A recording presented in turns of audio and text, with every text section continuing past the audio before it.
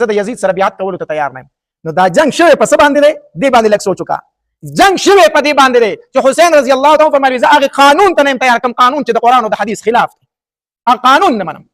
شوی جنگ په دې دی. فلسفه د کربلا دا ده چې حسین رضی الله تعالی عنہ فرمایي هغه قانون نه منم کوم قانون چې د الله د قانون نه بغاوت کوي. مونږ په دې باندې نه سنیانو سوچ کړی دی او نه شیعاګانو سوچ کړی دی.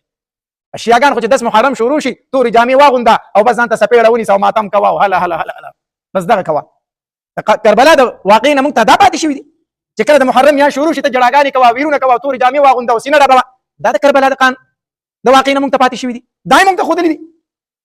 یا سنیان به څه وکړي د محرم په میاشت کې منګي به راوالي او قبرستان ته به ځي او په قبرونو به اوبه اچوي، په قبرونو باندې اوبه اچوه.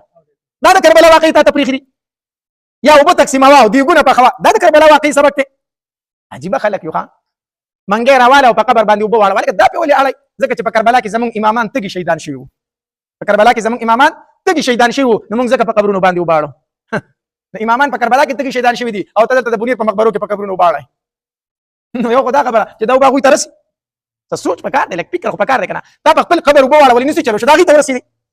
یا دا اوبه دې ملک ته ښکته رسي، بس جام راواله په یو قبر ته اړوه په بل ته اړوه. دا ولې کربلا کې امامان تږي شهیدان شوي؟ دا جهالت دی، جهالت. دې د شریعت سره هېڅ تعلق نشته دی، هر ځان نه جوړې شوې خبرې دي. د کربلا واقع مونږ ته دا سبق نه دی پرېښی چې سینې ډبوه او تورې جامې واغونده. د کربلا واقع مونږ ته دا سبق نه دی پرېښی چې په قبرونو باندې اوبه اړوه او ښځې پکې کورونو کې کیرونه پخوي او چا ولې پخوي. دا مونږ ته پرېښي نه. د کربلا واقع مونږ ته دا پرېښي دي چې د الله د قانون نه کوم څیز بغاوت کوي هغه مه منه. د ظلم خلاف ودرېږه، ظالم ته مخامخ ودرېږه. دا مونږ ته د کربلا د واقع نه معلومېږي. نو حسین رضی الله تعالی عنہ فرمایل زه د یزید سره بیعت نشم کولی ځکه د زما د بابا قانون مات کړی، کوم شریعت چې زما بابا راوړی هغې نه د انکار کړی. یزید ورته بیا جنګ ته تیار شه.